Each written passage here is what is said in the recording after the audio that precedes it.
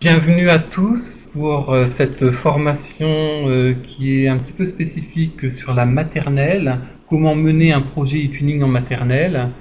Cette formation va être proposée par Isabelle Jassigneux qui est déjà e-tuneuse depuis quelques années, depuis 2010, et puis Ginette Mouton qui c'est plus récent, qui s'est inscrite en 2015 seulement.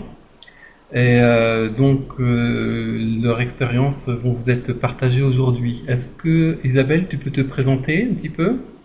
Oui, alors moi je suis professeure des écoles depuis 25 ans un peu. Et j'ai toujours aimé travailler dans la communication, dans le travail partagé, donc je suis venue très vite à eTwinning, mais en 2007, pas en 2010, Sylvain. Ah, d'accord. Euh, voilà. J'ai fait deux projets Comenius et c'est grâce à ces deux projets Comenius que je suis rentrée dans eTwinning. Ginette, est-ce que tu peux te présenter? Alors donc moi je suis enseignante en maternelle. J'ai fait beaucoup de maternelle, j'ai fait de la primaire aussi, j'ai fait d'autres choses. Je suis rentrée sur eTwinning grâce à une formation Canopé qui Voilà, m'a fait découvrir eTwinning. Voilà. merci. Donc, est-ce qu'on va tous couper nos webcams, ce qui permettra d'être plus fluide? Voilà, très bien. Donc Isabelle, je te laisse continuer un petit peu sur ta présentation. Oui, non, mais juste, c'est par rapport à ces deux projets eTwinning. Donc, à l'époque, j'avais des CM2. Donc, j'ai navigué, j'ai fait, je crois, toutes les classes de primaire, que ce soit maternelle ou élémentaire. Donc, je suis rentrée dans eTwinning en cherchant des partenaires pour deux projets Comenius. D'ailleurs, il manque un S, mais c'est pas grave. Euh, et puis après, comme tous les Comenius n'ont pas été validés, acceptés, on s'est dit avec certains partenaires que on pouvait monter des projets sur eTwinning. Et c'est à partir de là, donc de 2010, effectivement, tu avais raison, Sylvain, que j'ai vraiment utilisé la plateforme eTwinning. Avec un premier projet qui avait été monté par ma partenaire bulgare, qui s'appelle Mon premier abécédaire des comptes européens. Là, j'étais avec mes élèves de CM2 et c'était en parallèle avec le projet Comenius Art et Culture à travers l'Europe. Après, ben, je me suis lancée, j'en ai fait de plus en plus et de plus en plus. Voilà pour moi. Je continue ou Ginette, tu veux Mais sinon, bah moi je suis rentrée donc sur eTwinning avec à partir de Canopé où je suis allée voir eTwinning, j'ai cliqué un peu partout, recherche, j'ai fait une petite annonce comme dans le journal, recherche partenaire pour discuter sur la maternelle de choses qu'on peut faire en commun sur la maternelle. Là, j'ai une personne en Espagne qui m'a répondu. Donc, la première année, chacun envoyait à l'autre des choses un peu diverses et variées. Et ensuite, donc la deuxième année, on a décidé, comme c'est la première année, ça s'était bien passé entre nous. La deuxième année, on a décidé de faire un projet. Voilà. Je te laisse la alors place, Isabelle. je continue. Donc moi, je suis partie pour la présentation des 7 étapes que l'on doit suivre. Alors pour mener un projet, pour que ce projet soit viable et qu'on arrive au bout.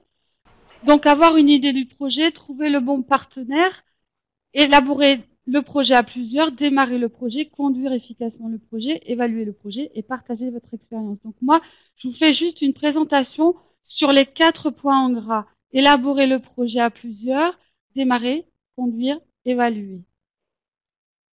Alors, voilà, je pense, alors là, c'est plutôt informatif, eTwinning, Canopé, c'est un peu professoral, mais je pense que c'est un petit peu, c'est important. Donc, de prendre du temps pour échanger avec votre partenaire. Ginette parlait de sa partenaire espagnole, avec qui elle s'était bien entendue. Donc, voilà, il faut vraiment échanger avec votre partenaire. Ils peuvent être plusieurs. Voilà. Vous pouvez poser ensemble les fondations du projet. Si l'organisation du projet ne tient pas compte des besoins et des contraintes de chaque partenaire, il aura moins de chances d'aboutir. Juste un petit exemple. Voilà, moi j'ai eu des partenaires bulgares.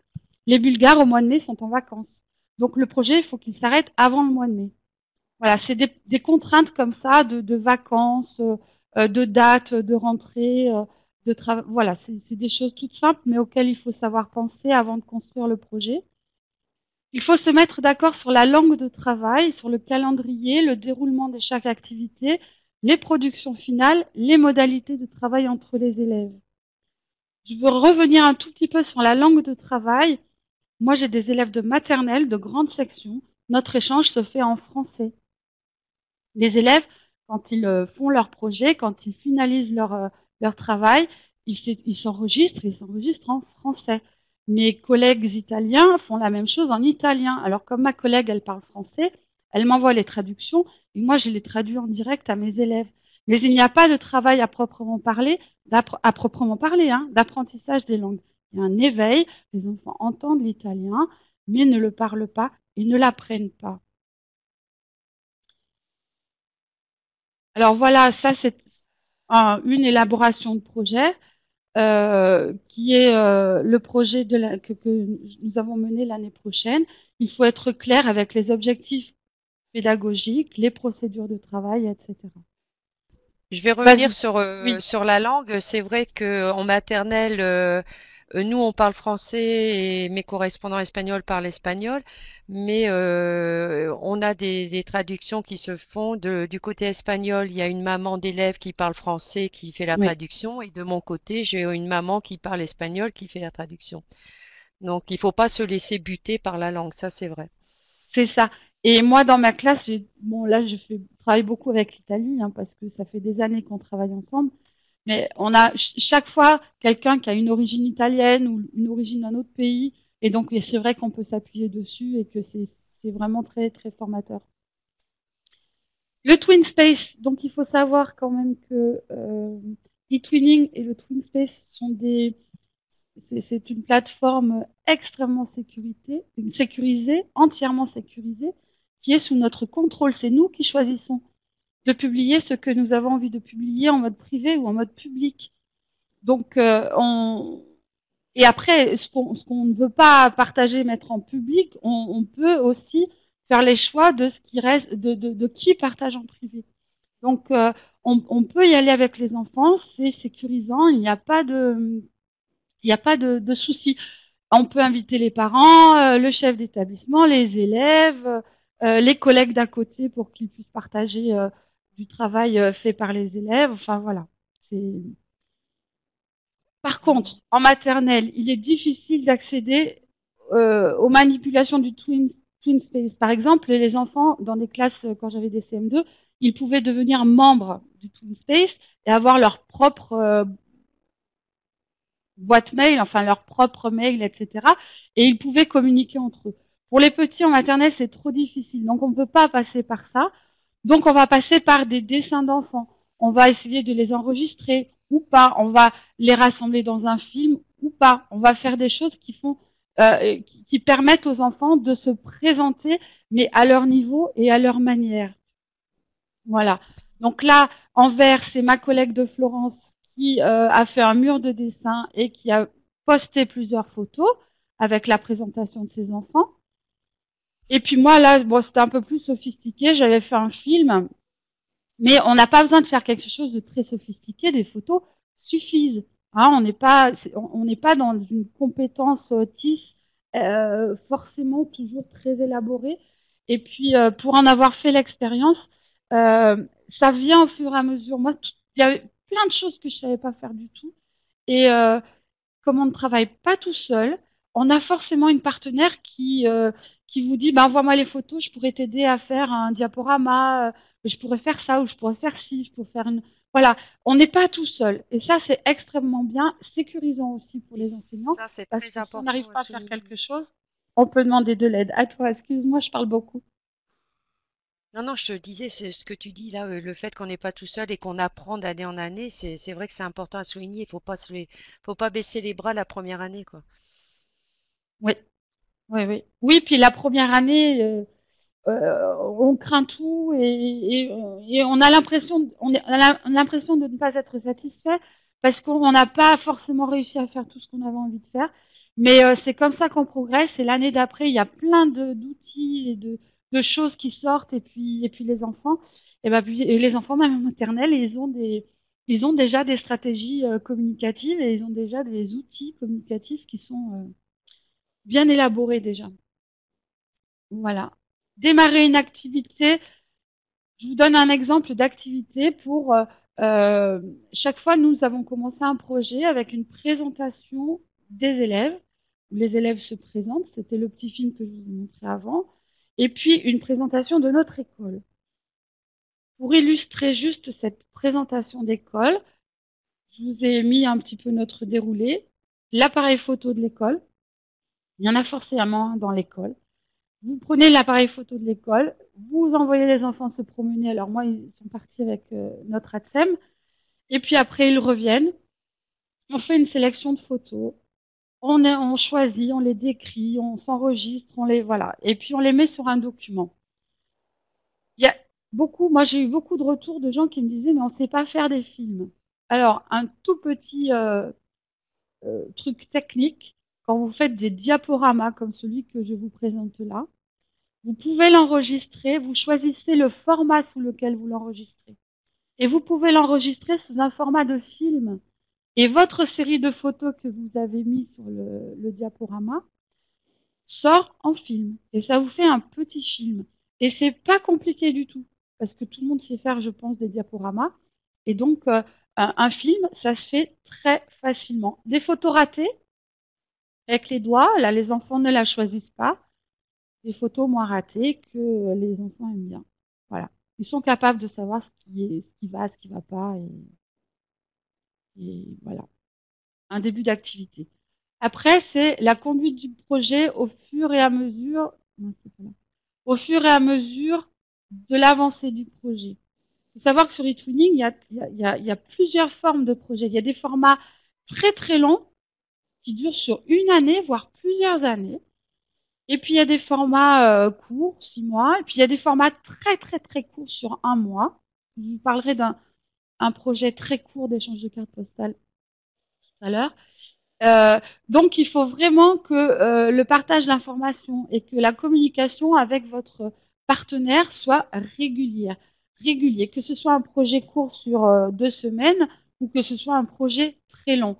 Alors il y a sur la plateforme eTwinning, il y a 2 gros outils qui sont très pratiques. C'est le journal de projet dans lequel vous allez poser des questions. Donc là c'était sur la présentation. Voilà. Et puis, vous avez... Alors, ce journal de projet, je voulais juste vous dire qu'il est public, c'est-à-dire que tous ceux qui se rendent sur le lien public de votre projet peuvent lire ce qui est écrit. Il n'y a pas de confidentialité là. Par contre, dans salle des profs, vous pouvez écrire tout ce que vous avez envie d'écrire, demander, poser des questions, râler, encourager, critiquer, etc., etc. Là, par contre, c'est privé, c'est la salle des profs du projet, c'est-à-dire que personne d'autre n'y aura accès. Alors, nous avons mené l'année dernière un projet qui s'appelle Aremat. Et je voulais vous parler de ce projet parce qu'en fait, en maternelle, les arts et les mathématiques et l'éducation physique sont quand même très très liés. Et nous n'avons pas, si vous voulez, fait d'activités en plus pour le projet eTwinning. Quand je travaille les arts, au démarrage, dans ma progression de classe, dans la programmation que je vais faire de mon année de travail, je vais prévoir des auteurs, des artistes, oui, des artistes qui vont, voilà, qui auront un côté plus mathématique, plus géométrique que les autres. Hein, il y a Kandinsky, il y en a plein des comme ça. Et puis, je fais ma planification, mais je prends des photos. C'est un aspect didactique différent qui est que, en plus des séances de travail, je vais penser à prendre des photos pour pouvoir partager le travail. Voilà. La notion de géométrie, on en fait tout au long de l'année. Bon, on a fait par exemple des triangles à Noël alors qu'on avait prévu de partager sur la notion de géométrie en février. Donc à Noël, on a pris nos photos, on a pris le temps. Là, c'était la photo des expositions. Bon, j'avais pris des photos avec les enfants qui découpent, etc. Mais on peut prendre plein de photos. Et au moment de la période que l'on a choisie pour publier et pour partager, qui était février, au moment de cette période-là, on a monté les photos, on a monté les diaporamas, on a fait les films, on a partagé avec nos collègues italiens. Voilà. Pareil, en maths et en EPS, on travaille la motricité. Moi, j'ai beaucoup travaillé sur le jeu du miroir. Donc voilà, c'était une forme de, enfin voilà, c'est la symétrie axiale. Les enfants ont pris la photo. C'est moi qui ai rajouté le trait parce que pour bien montrer que c'était symétrique. Mais c'est bien le travail des enfants qui est pris en considération et que l'on, voilà, auquel on rajoute cette dimension de partage. Voilà, on va travailler normalement comme on travaille classiquement dans une classe, mais le travail que l'on mène, on va le partager.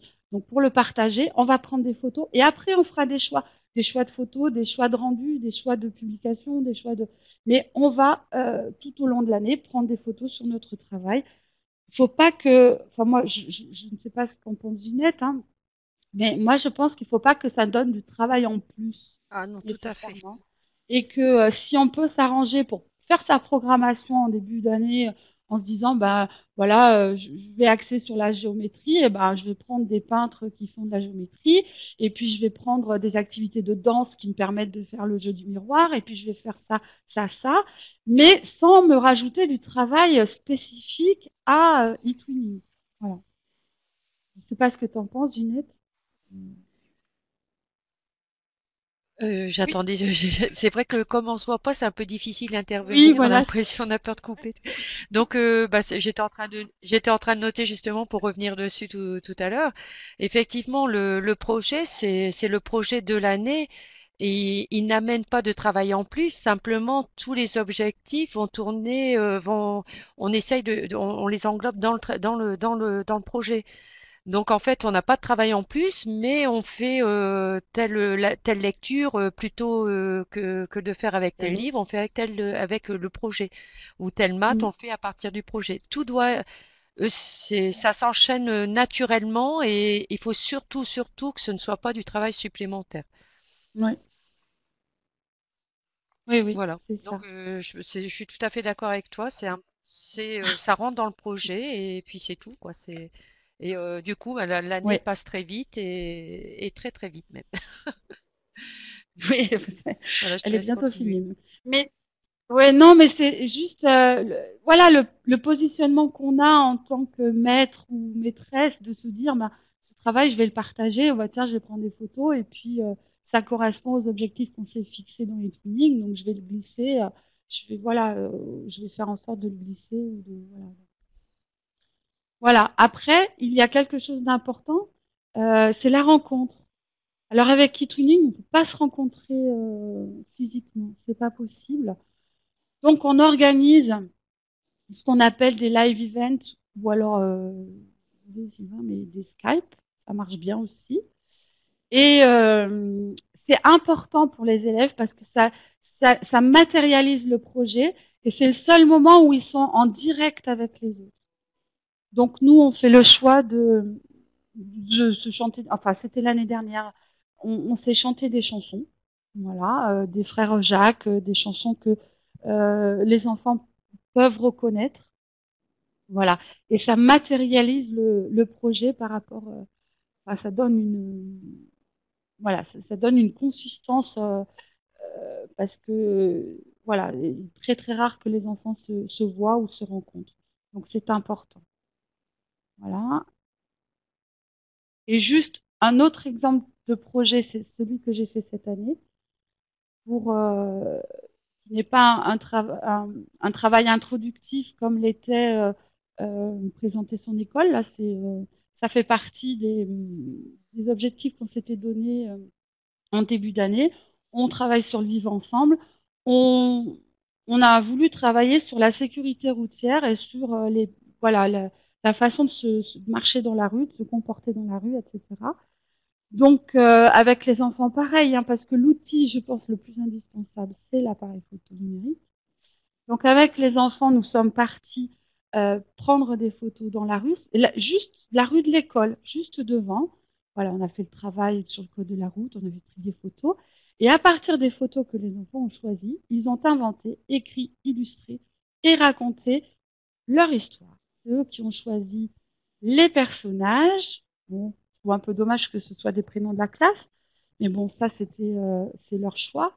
Voilà. Et vous pourrez retrouver ce film en vidéo. Je vous ai donné le lien. Enfin, je vous donnerai le lien vers le site et vous pourrez regarder cette vidéo. Elle est très bien. Alors, les enfants ont illustré, ils ont fait les portraits des enfants, ils ont dessiné un bus qui est magnifique, des belles voitures. Et puis on a construit l'histoire ensemble, ils l'ont raconté, illustré, et ils l'ont enregistré. Donc, ils parlent sur cette vidéo. Et c'est important aussi pour eux, en maternelle où on travaille beaucoup le langage oral, c'est important pour eux de s'entendre aussi derrière. Et voilà, voilà. Après, on arrive à la fin du projet, parce que je parle beaucoup, donc je pense que je prends beaucoup de temps.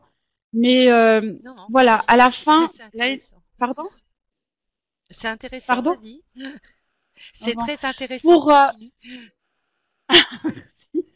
à la fin, donc on arrive au 4e point que je voulais développer. Hein, enfin, on y est arrivé, mais conduire efficacement le 3e, pardon, le projet, c'est le magazine final. Il faut qu'on arrive à partager quelque chose à la fin, qui soit autre chose que de la visioconférence, enfin de la live event, voilà.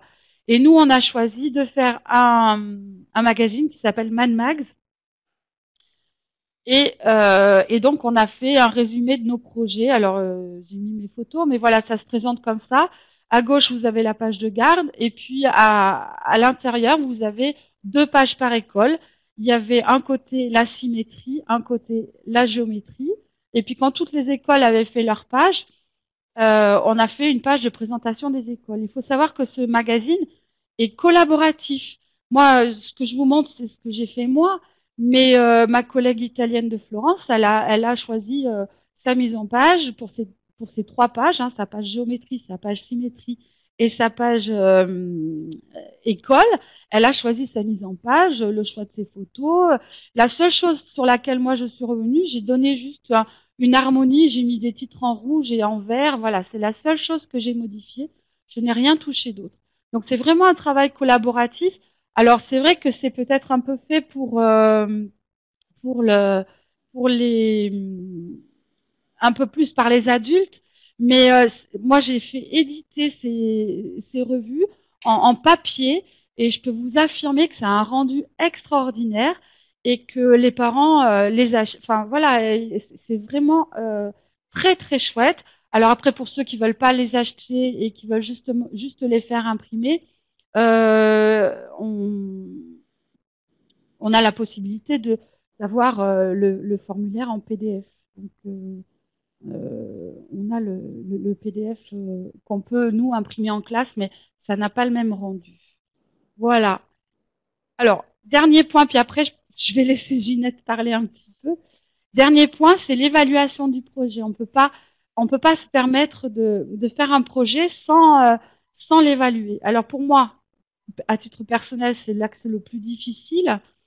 Alors, j'ai trouvé, alors avec mes formations à Canopée, Chasseneuil-du-Poitou, et puis d'autres formations ambassadeurs, etc., un outil qui est formidable, qui s'appelle Padlet.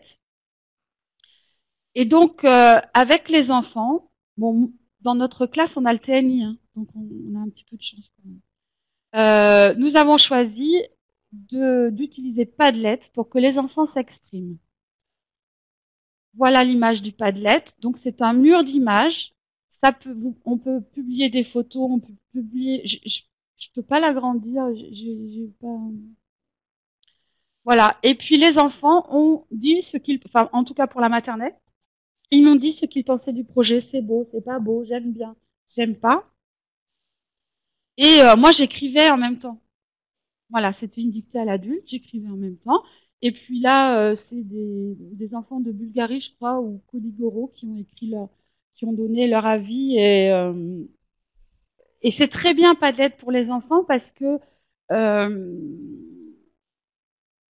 les enfants peuvent s'exprimer et ils voient en direct. Alors Padlet, pour le projet de cette année, je l'ai utilisé, mais je les ai enregistrés. Donc c'est eux qui disent ah c'est beau, j'aime bien leur dessin, j'aime bien leur masque, etc. Padlet est un outil formidable. C'est très très simple à utiliser. Enfin, franchement, même dans vos salles de classe, enfin, c'est formidable. Et puis le Google Form pour les adultes. Voilà. Alors là, j'ai choisi de le faire en anglais parce qu'on avait quand même des écoles qui parlaient pas très bien français. Et voilà. Donc ça, c'est pour l'évaluation. C'est un petit peu compliqué. Je pense qu'on peut faire plus simple. Mais l'essentiel, c'est quand même de revenir sur le travail qui a été effectué et puis de savoir comment on va pouvoir faire pour que on sorte, on progresse. Voilà. Et là, je m'arrête là, Ginette, parce que là, c'est un autre projet. C'est, voilà, à montrer. Donc après les tiens, D'accord, moi, je d'accord. suis très bavarde, je suis désolée. Non, non, c'est bien, c'est bien. Moi, enfin, moi, j'ai écouté, j'ai pris des choses. Bon. Padlet, j'en avais entendu parler, mais je l'ai pas utilisé. Mais là, je pense que je vais aller faire un tour. Ah ouais, non, mais franchement, c'est l'outil le plus, avec des enfants, enfin, voilà, c'est formidable. Voilà, je m'arrête. Donc, quelques questions sur le Oui. chat. Enregistrement audio sur Padlet, est-ce qu'il y a un format spécifique? Moi, j'ai du MP4. Après, j'ai pas regardé si il y avait d'autres formats audio. Donc MP4, c'est un format très classique, Oui, hein, donc qui peut fonctionner. oui, Après, la question qui a déjà eu une réponse en fait, est-ce que Padlet est sur une application tablette? Oui, il oui, y a une application Padlet, oui, tablette, voilà, qui correspond à Padlet. C'est une application qui est en ligne oui, et c'est en fait un grand mur sur lequel on va poser ses commentaires. On peut mettre des images, des vidéos qui sont hébergées ailleurs, bien sûr, des sons.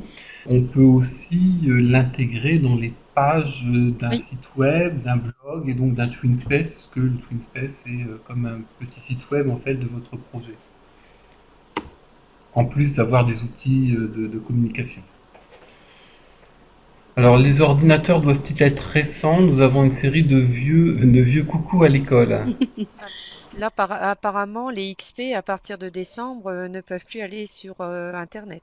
Non, ouais.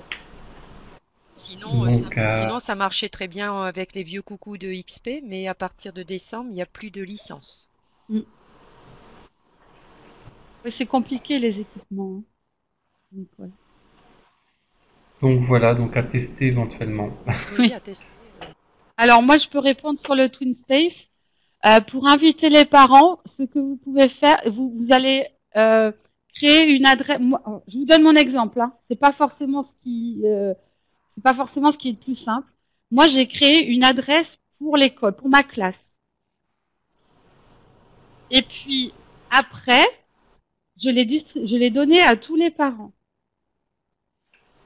Une fois que j'ai eu donné l'adresse qui s'appelle parents.raymond, parce que mon école s'appelle Antoine Raymond, j'ai créé une page dans l'onglet page. Et j'ai donné les droits pour que les parents, pour que les invités, enfin j'ai créé une page, voilà l'adresse pour inviter les parents, pour qu'ils aillent sur cette page et qu'ils éditent cette page. Et là, ils peuvent, avec les codes qu'ils vont rentrer, ils peuvent écrire et ils peuvent donner leur avis sur le projet. Vous pourrez aller voir si après ça vous intéresse. Dans le projet, le dernier projet que je mets sur la dernière diapositive, qui s'appelle Vivre ensemble. Si vous voulez aller voir, vous pouvez, dans la page, il y a la page des parents, ou je sais plus comment je l'ai appelé, je perds la mémoire. Et vous pouvez cliquer dessus et vous verrez, il y a 2 mamans qui ont donné leur avis. Et puis, avant qu'elles donnent leur avis, je leur indique la façon de faire pour pouvoir donner leur avis. Voilà. Voilà, n'hésitez pas également, ça c'est une petite question technique en fait. Je vous ai mis un lien vers un petit tutoriel vidéo, c'est de quelques minutes, qui explique, enfin qui fait voir à l'écran exactement les manipulations qu'il faut faire pour faire un compte invité dans le TwinSpace. Donc c'est vraiment pas compliqué. Et puis vous pouvez bien sûr nous demander quand il y a un souci. On a une adresse générique qui est contact@etuning.fr. Si vous avez un petit souci, n'hésitez pas à nous écrire pour qu'on puisse vous dépanner assez rapidement.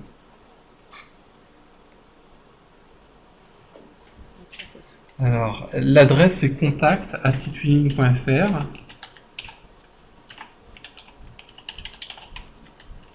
Voilà, je l'ai mis dans le chat. Mais il est sur le site eTwinning, il me semble qu'il suffit. Oui, sur le site eTwinning, on peut le retrouver bien sûr. Non, ce n'est pas forcément nécessaire de faire plusieurs comptes visiteurs. Un seul compte Voilà. visiteur, ça suffit. Vous donnez les codes du compte visiteur aux parents que vous voulez inviter à voir. En fait, ils ont les droits de visualisation, ils ne peuvent pas intervenir dans le TwinSpace, simplement pour faire voir le travail qui est fait quand les pages ne sont pas publiques. Donc, ça permet de pouvoir suivre un petit peu le projet. Très bien, Ginette. Donc, voilà. À toi, Ginette. Bon, donc rétrospective de 2 projets. Donc j'ai commencé, je me suis inscrite il y a 3 ans sur eTwinning en lançant un petit message qui veut discuter, échanger autour de la maternelle. Donc comme je l'ai dit tout à l'heure, une personne d'Espagne m'a répondu. Nous avons échangé différentes choses par mail, par courrier. Et comme on a vu que on s'entendait bien, donc nous avons décidé de faire un premier projet ensemble qui a été intitulé Reading in Community. Donc là, il y a le lien. Donc je vais d'abord commencer par celui-ci. Donc là, nous n'étions qu'à 2. Et ben, comme ça s'est très bien passé, que le projet a été labellisé et tout, cette année, nous avons recruté, et elle a recruté 2 collègues et moi 2 collègues, et cette année, nous sommes à 6 sur un autre projet. Donc, c'est vrai qu'il faut mieux commencer tout doucement. Donc, élaborer le projet à 2. Donc, voilà, nous avions appris à nous connaître, on a échangé notre travail. La stabilité du contact a créé le besoin de réaliser un projet commun où les enfants des 2 pays travailleraient ensemble sur un même sujet. Donc, on s'est échangé plusieurs mails pendant les vacances, plusieurs idées. Et on a conservé l'idée de travailler sur le Petit Prince, sur l'histoire du Petit Prince. Donc à partir de là, nous avons dégagé les objectifs de travail avec un calendrier pour la réalisation des différentes activités.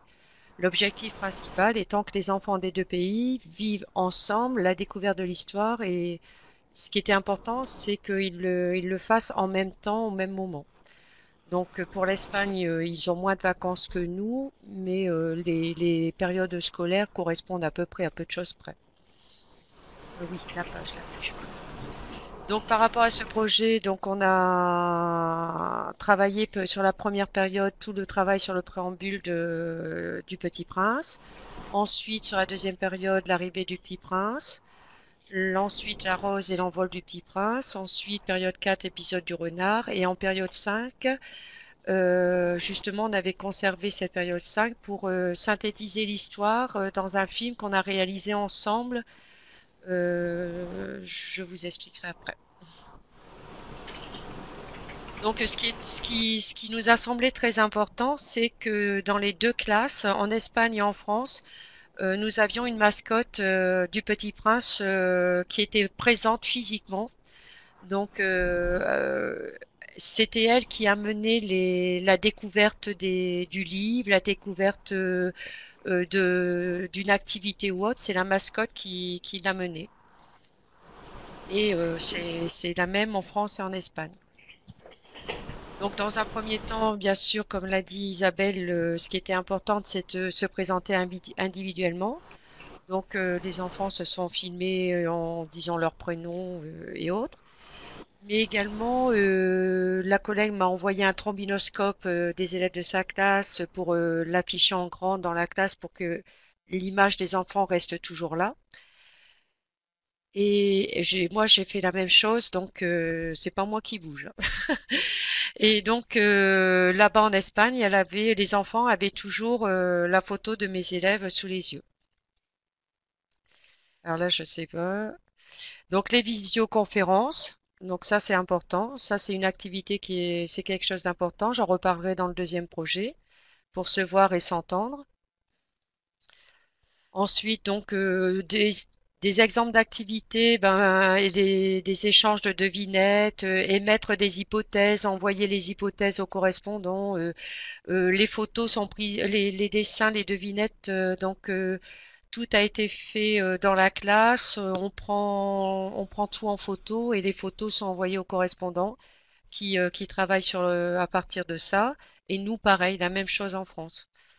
Donc on découvre dans les deux classes, il y avait la boîte où était caché le petit mouton dans les deux classes en même temps, à la même période. Ils ont découvert qu'en fait en Espagne, en Espagne aussi, les enfants avaient une boîte et qu'il y avait quelque chose dedans et on s'est posé exactement les mêmes questions au même moment. Donc partage de dessins ou de situations vécues à travers un album virtuel, c'est ce qu'Isabelle a dit tout à l'heure. Moi je travaille avec MadMax. Ma correspondante espagnole travaille avec ISU, I2SU. Donc il y a un échange et un partage de livres virtuels.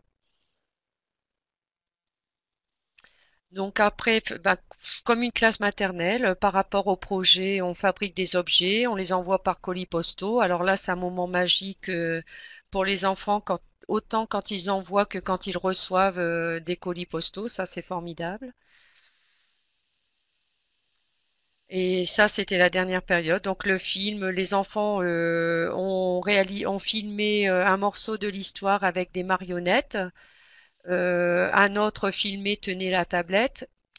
Et donc il y avait le sous-titrage en espagnol parce que les enfants parlaient français dans la première partie.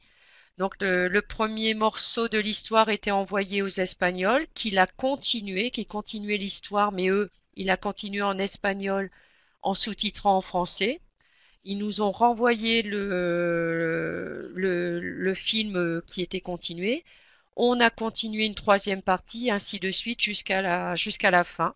Et donc à la fin, on a un film entier avec toute l'histoire du Petit Prince en marionnette, réalisé par les enfants et avec les enfants. Donc pour la dernière visioconférence de l'année au mois de juin, on voulait faire quelque chose pour que tous les enfants se voient sur un même thème. Donc chaque enfant a ramené un t-shirt et en Espagne pareil. Et donc chacun avait son t-shirt avec le dessin du Petit Prince dessus pour notre dernière visioconférence. Et ce qui était assez émouvant, je dois le dire. Voilà, ça c'est l'évaluation. Donc moi j'avais pas Padlet, donc j'ai créé un peu mon évaluation. Donc je suis partie rechercher toutes les photos de toutes les activités faites dans l'année. On les a visionnées sur grand écran pour bien les remettre dans la tête.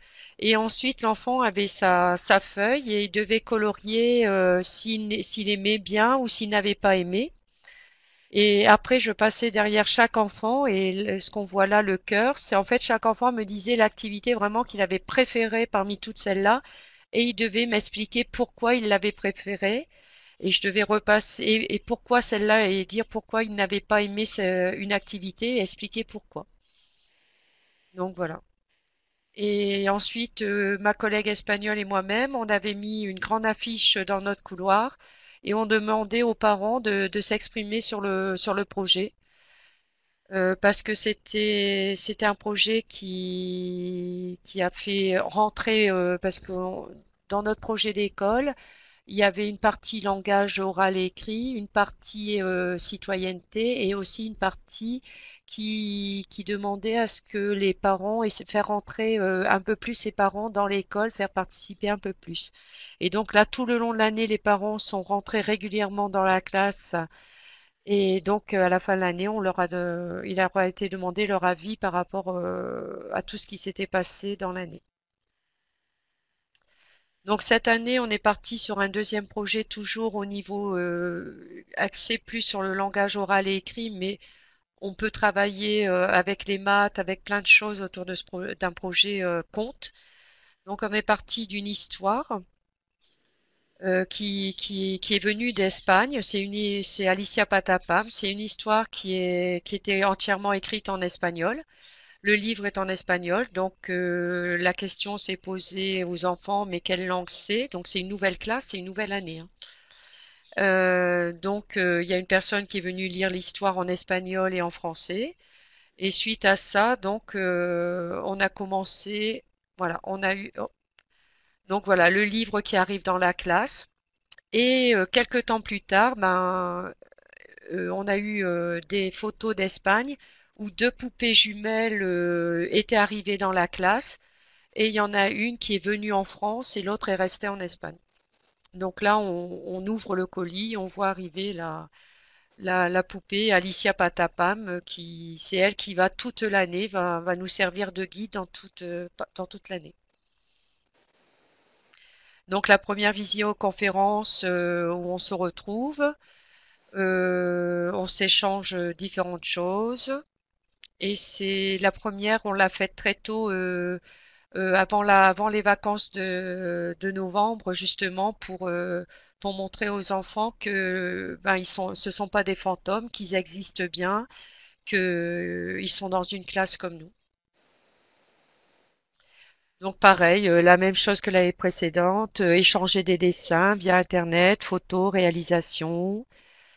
Donc là, cette année, c'est plus sur les comptes en Espagne et en France, on travaille sur les comptes.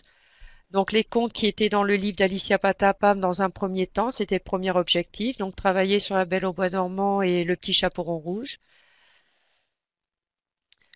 Et ensuite, nous avions eu comme ambition de rajouter des pages dans le livre. Donc après le loup, en fait, il y avait un autre personnage, le chaboté, et on arrivait à la fin du livre. Mais nous, après le loup, on a fait une coupure et on a rajouté chaque classe. Donc là, je n'en ai mis que 4. Mais chaque classe, les 3 classes espagnoles et les 3 classes françaises, ont travaillé sur un conte différent et ont envoyé une nouvelle page à rajouter dans le livre à toutes les autres classes. Donc voilà, là, voilà, il y a 4 pages là. Donc moi, j'ai travaillé sur la sorcière d'Hansel et Gretel. En Espagne, ils ont travaillé sur une histoire de princesse, de prince et de dragon. Une école française a travaillé, c'était des petites sections et des moyennes sections. Ils ont travaillé sur Boucle d'or. Et une autre école française a travaillé sur l'ogre du Petit Poucet et une autre a travaillé sur la vache de Tom Pouce. Les deux autres ont travaillé sur la vache de Tom Pouce.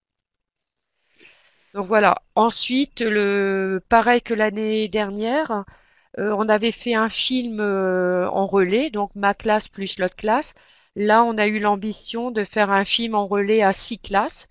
Donc j'ai lancé une situation initiale.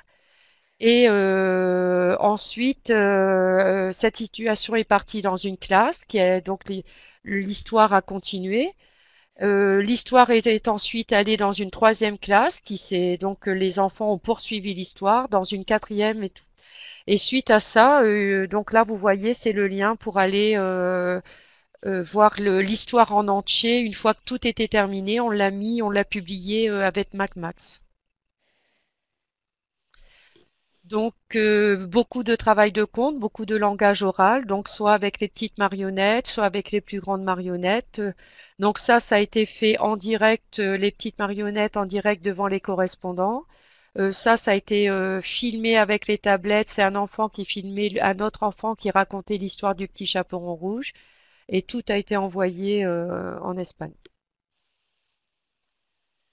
Cette année, donc par rapport à l'axe citoyenneté, donc avec les comptes, parce que c'est un axe aussi que la collègue espagnole voulait absolument travailler, c'était l'égalité filles-garçons, et donc avec les comptes entre le chaperon rouge, les métiers, qu'est-ce que le chaperon rouge qui est une fille, qu'est-ce qu'elle pourrait faire comme métier?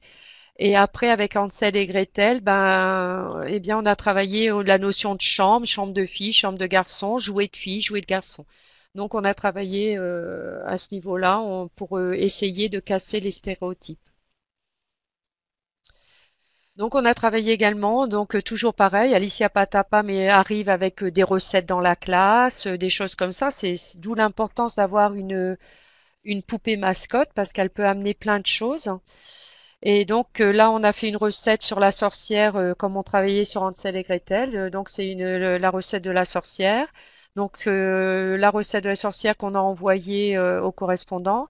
Par contre, un jour, elle est arrivée avec la recette des crêpes. Et là, les crêpes, on a fait les crêpes en même temps en France et en Espagne grâce à la visioconférence.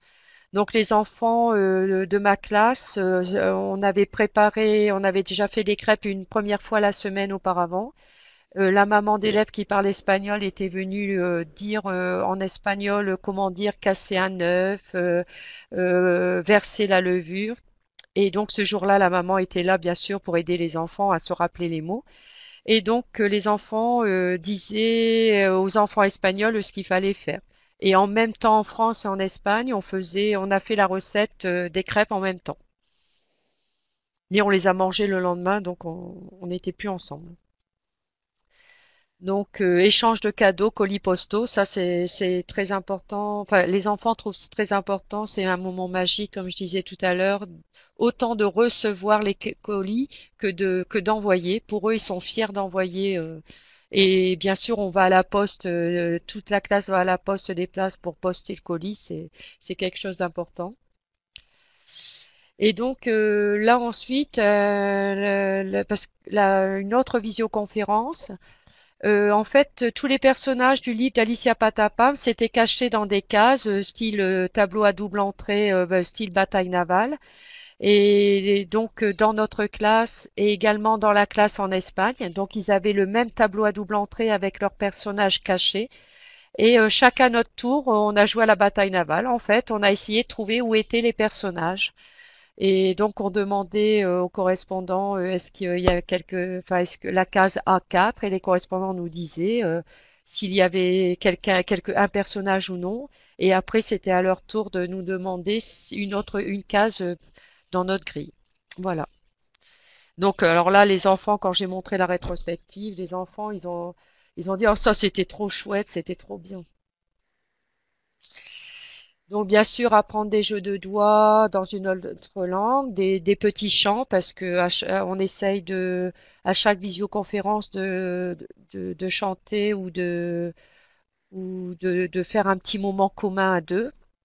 Donc là cette année on a fait un petit jeu de doigts, une chanson à Noël et là on est en train d'apprendre une chanson mais il faut que ce soit très très facile pour la visioconférence de vendredi, la dernière de l'année.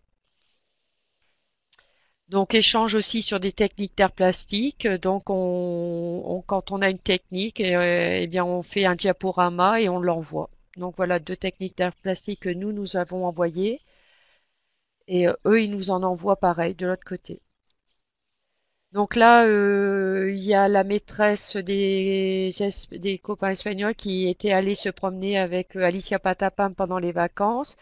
Alicia Patapam avait découvert une œuvre d'Escher la maîtresse l'a fait partager à ses élèves, elle nous l'a envoyé. Et suite à ça, donc dans notre classe, on a réalisé un fond à l'encre sur un petit format et on a collé des photos. Et là-bas en Espagne, ils ont carrément fait un grand format, un très grand format, et l'enfant a posé devant le grand format. C'est génial. Voilà, donc on a travaillé ensemble sur une même œuvre. Donc les TUIC, bien sûr, ça fait partie des programmes maternels. Donc les enfants ont tapé leur texte du livre Alicia Patapam parce que chaque enfant a son livre personnel. Donc, ils ont tapé leur texte sur ordinateur. Et les tablettes pour faire des photos, pour se découvrir le quartier. Là, c'est vrai que l'année dernière, on a fait découvrir le quartier. Cette année, on a plus utilisé pour se présenter. Voilà. Donc là, pareil que l'année dernière, l'avis des parents. Donc un petit papier a été donné aux parents. Ne remplissez que ce qu'ils voulaient. Euh, et l'évaluation du projet, cette année, je suis en train de le préparer. Mais peut-être qu'avec avec Padlet, je vais aller un peu plus vite et que normalement c'est en cours, ça devrait être fait la semaine prochaine. Voilà. Si vous avez des questions. Alicia Patapam, on le trouve en France? Non, en fait, c'est la maman de ma collègue. Ouais. Le livre, je l'ai eu Sur Amazon? sur Amazon, oui. Ok. Ça a l'air Et bien. donc, mes deux collègues espagnoles, mes deux collègues françaises qui ont rallié le projet, l'une fin septembre et l'autre en janvier. L'une l'a eu en Espagne parce qu'elle est allée en Espagne au mois de novembre, et l'autre l'a eu sur Amazon aussi. Et les poupées, en fait, c'est la maman de la collègue espagnole qui fait de la couture, qui avait cousu les deux poupées, une pour ma classe, Ah, une c'est bien. pour sa Mm. classe. Ouais, c'est bien. Et c'est vrai que ce personnage qui nous accompagne toute l'année, chaque matin, les enfants, ils se battent, il faut faire un tour de rôle pour savoir qui aura droit de la prendre. C'est c'est quelque chose au niveau affectif qui fait que le projet sur l'année ne s'essouffle pas, en fait. Ouais.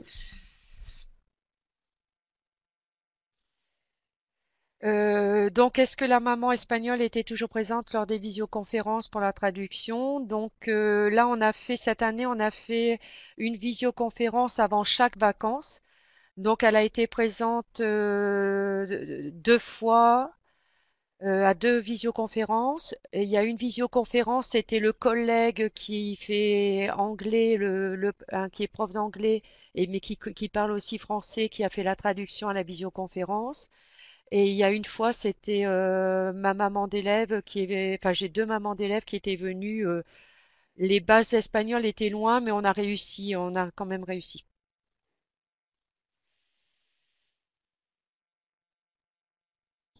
Ah bah j'espère que je vous ai donné envie parce que moi, en fait, je trouve que On c'est une s'arrête où? motivation supplémentaire. Les enfants travaillent pas pour eux, vraiment ils travaillent pour échanger et les parents sont derrière tout ça à fond et c'est génial.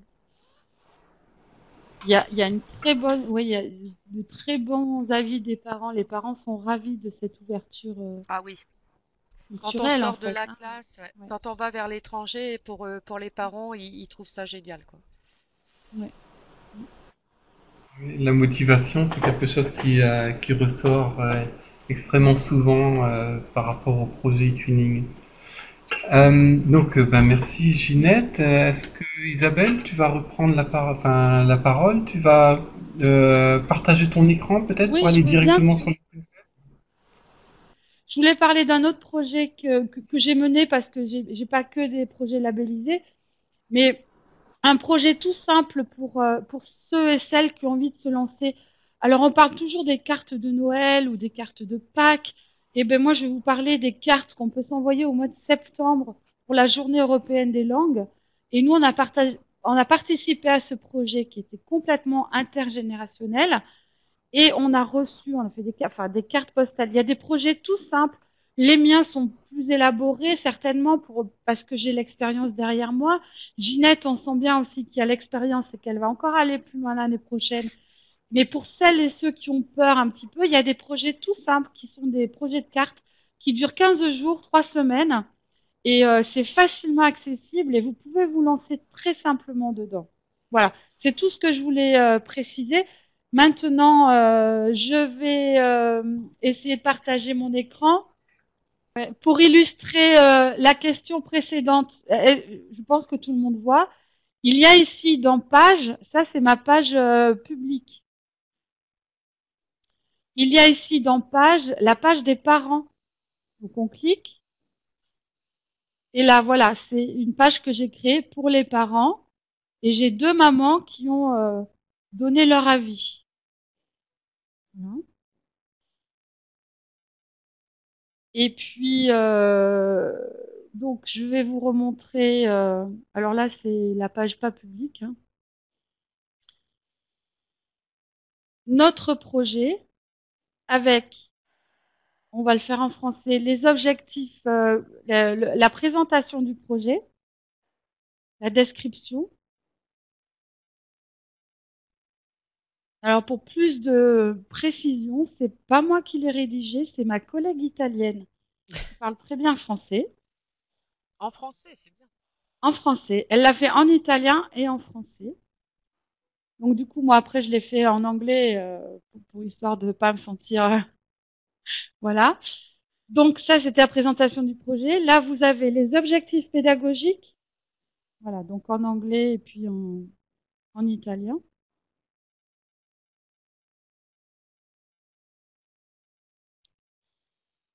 Le calendrier. Il faut, quand vous faites un projet, il faut que vous soyez au clair de qu'est-ce qu'on fait et quand. Si le quand est pas si important que ça, parce que je reprends mes triangles de Noël, on peut les faire à un autre moment, il y a une deadline pour partager. Il y a un moment où c'est maintenant qu'on doit partager. C'est pas avant, c'est pas après. C'est souvent après parce qu'on manque de temps. Mais il faut pas le dire, ça.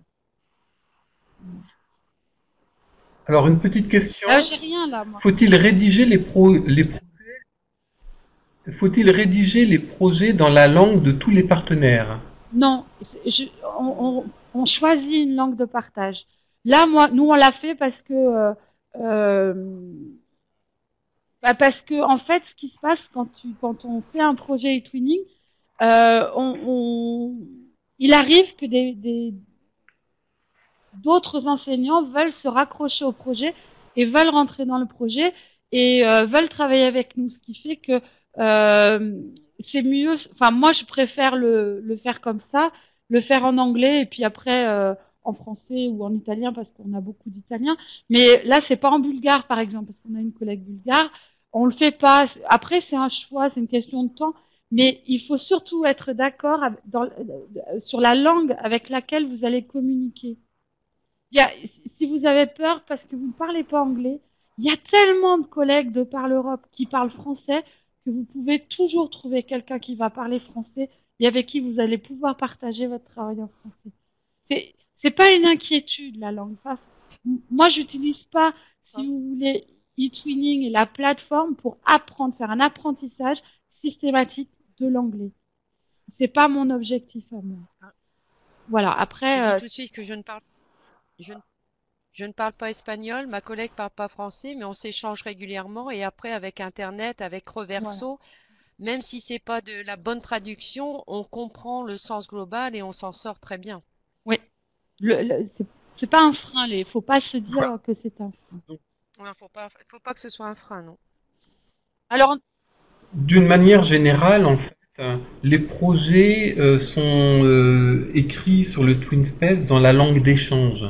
C'est-à-dire que si la langue d'échange c'est l'anglais, par exemple, les projets sont écrits en anglais. Si la langue d'échange est double, par exemple, si un établissement, donc là je déborde du cadre de la maternelle, si comment dire, un des partenaires échange entre, je sais pas moi, la France et l'Espagne. Les Espagnols apprennent le français, donc ils vont envoyer des choses en français. Les Français apprennent l'espagnol, ils vont envoyer des choses en espagnol. Dans ce cas-là, ce qui est la règle la plus commune, c'est d'écrire le projet dans les deux langues, effectivement, puisque il y a plusieurs langues d'échange dans le projet. Voilà. Mais souvent, c'est la langue d'échange. Voilà, on décide de partager avec une langue, mais dans les faits, voilà. C'est comme ça. Mais la communication est importante. Pas la langue de communication, pas la langue en elle-même. C'est la communication. Ce que dit Ginette, elle parle pas espagnol, elle a envie de travailler avec quelqu'un qui partage son travail, son point de vue, sa façon, ses méthodes, etc. Donc on y arrive, on le fait. Et il faut pas que ça soit un frein pour ça. Alors, Marie-Emmanuelle leur demande, est-ce que l'on peut imaginer que chacun écrive dans sa langue maternelle? tout à fait, c'est ce que Oui, je fais, c'est ce qu'on fait. oui, moi aussi. Oui, Tout à fait. oui, oui. C'est ce qu'on fait. Ils parlent même dans leur langue maternelle. Et comme en école maternelle, on est sur un éveil aux langues, nous, les partenaires, ils Mhm. ont tous parlé dans leur langue. Alors, il y a eu de l'italien, il y a eu enfin, cette année, c'est pas très varié, hein. Mais l'année dernière, il y avait du bulgare, il y avait de l'italien, et on leur fait écouter. Et effectivement, on se débrouille pour trouver une traduction si la collègue ne l'a pas fait. Et il faut absolument que, oui, qu'il n'y ait pas de frein linguistique. Enfin, faut pas que ce soit un handicap. Voilà, donc là, c'est ma collègue de Cagliari qui a mis des images, un dessin pour les amis loin. Voilà. Vous voyez qu'on n'est pas obligé de parler une langue très. Puis là, c'est les miens, donc je sais pas si on peut l'écouter ou l'entendre. Je sais pas, Sylvain. On avait Tu veux fait qu'on un essaie? test et ça fonctionnait pas. Oui, une question d'Aurore. Il est parfois difficile de trouver le bon partenaire. J'ai mené un projet qui est allé à son terme, mais un autre où il y avait trop de participants et qui n'a jamais abouti. Ah, C'est dommage. Est-ce que vous pouvez donner des conseils par rapport à ça?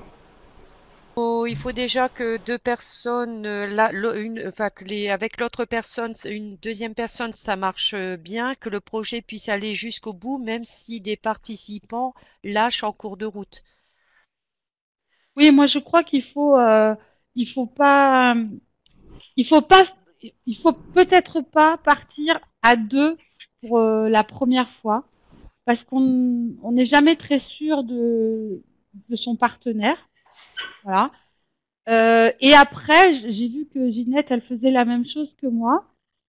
On privilégie enfin, ceux avec qui on a déjà pris l'habitude de travailler, parce on finit par se Oui, parce connaître, qu'on on sait qu'il y finit a une par savoir ce fiabilité. qu'on est capable de faire. Voilà. Oui. Mais la Donc un fiabilité, premier conseil, ça pourrait être de dire, de choisir déjà pour les premiers projets où on n'a pas vraiment de partenaire qu'on connaît, d'être à trois oui, finalement en fait, de se mettre à trois, comme ça si l'un des partenaires ne va pas jusqu'au bout, peut-être ouais. voilà que l'autre se Voilà, mette ira jusqu'au bout. jusqu'au bout. Alors il y a aussi, Et pas trop nombreux, hein. il y a aussi, oui oui, oui complètement, oui, il faudrait pas non plus qu'il y ait trop de Non, partenaires, c'est pas pour des premiers projets, c'est un peu non. plus difficile à gérer. Ouais. Alors en revanche, euh, ce qu'on peut conseiller aussi surtout, c'est au départ de bien planifier son projet avec les partenaires. Ouais. C'est-à-dire que il doit y avoir clairement une sorte d'agenda, Ouais. avec ce que vous allez faire au mois d'octobre, au mois de novembre, au mois de décembre, quelles activités vous allez faire. Il faut déjà planifier un petit peu tout ça. C'est déjà un gage de dire si le partenaire est d'accord. Hein, donc c'est une discussion entre le partenaire et puis en quelque sorte une négociation avec lui pour définir un petit peu les activités qui vont avoir lieu dans le projet.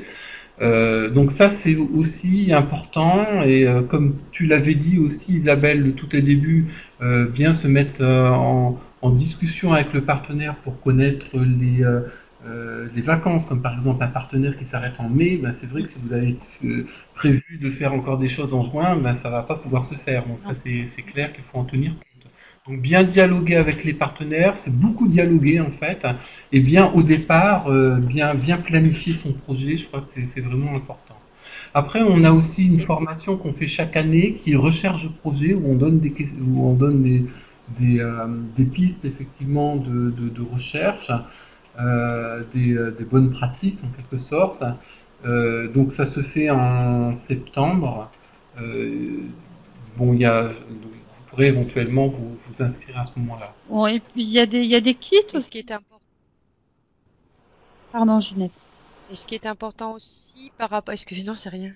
C'est par rapport au projet, bien sûr, il faut bien planifier, mais il faut déjà penser à ce qu'on va mettre en commun, parce que le projet, c'est quand même ça, c'est qu'à la fin, on veut qu'il y ait quelque chose en commun avec qui soit sur une même réalisation. Donc, est-ce que ça va être sous forme de livre virtuel Mad Max comme toi, sous forme de Mhm. film, sous forme de... Mais il faut qu'il y ait il faut qu'à la fin, enfin pour moi, je trouve que c'est ce qui est le plus important, c'est qu'à la fin, Mm. il faut que les enfants, on voit que les enfants travaillent ensemble et qu'il y ait une finalité commune. Oui. Alors, je vais répondre à la question, je vais la lire là qui est sur le chat. Est-ce qu'il existe des visioconférences que ma partenaire irlandaise peut visualiser dans sa langue pour qu'on soit clair sur toutes les activités, toutes les deux, pardon, sur l'utilisation du TwinSpace?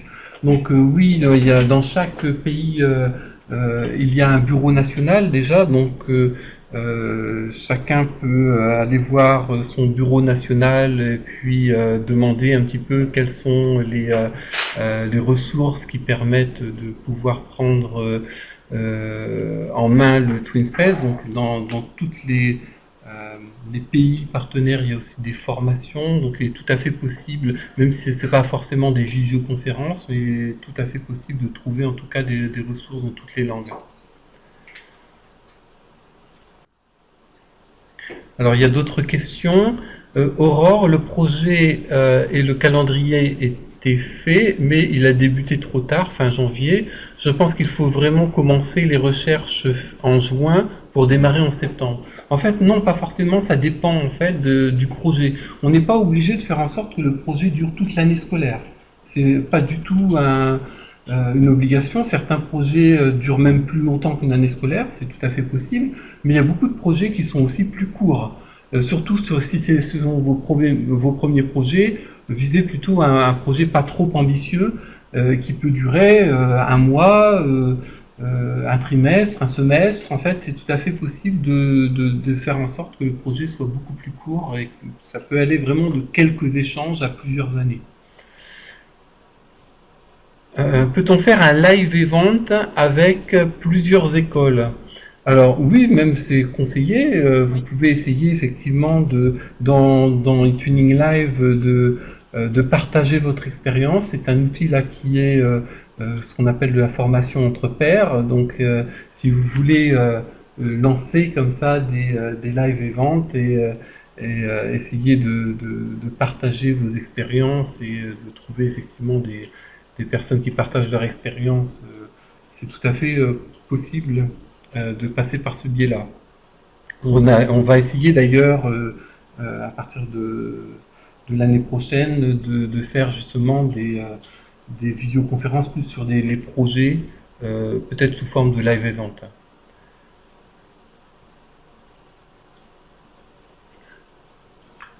Alors, utilisez-vous le TwinSpace pour faire un live event? En fait, on peut utiliser le TwinSpace pour faire des visioconférences, pour faire des événements de visioconférence avec les partenaires du projet. Donc ça, c'est à l'intérieur du projet, faire une visioconférence, ça peut se faire par les outils du TwinSpace ou ça peut se faire par d'autres outils si vous préférez. Il n'y a pas de problème là-dessus, que d'autres outils comme Skype par exemple. En revanche, on peut aussi faire des événements depuis le eTuning Live en fait, ce qui permet de pouvoir échanger entre enseignants, pas forcément les enseignants qui sont dans le projet, mais de façon beaucoup plus large, les enseignants que vous avez par exemple dans vos contacts ou même plus largement des enseignants qui sont inscrits dans eTuning. Là, je vais essayer de le mettre le live. C'est là, voilà. Donc là, c'est à l'intérieur d'un TwinSpace, donc on voit l'écran qui est en fait sur live, effectivement. Donc on peut faire du chat, donc c'est en direct, et le live event qui permet de créer en fait une session de visioconférence. Donc c'est tout à fait possible Voilà, de passer par là. on clique, Là, on met voilà, le, là, voilà. Et puis on met la date et l'heure, et après on a l'accès pendant un temps donné. Voilà.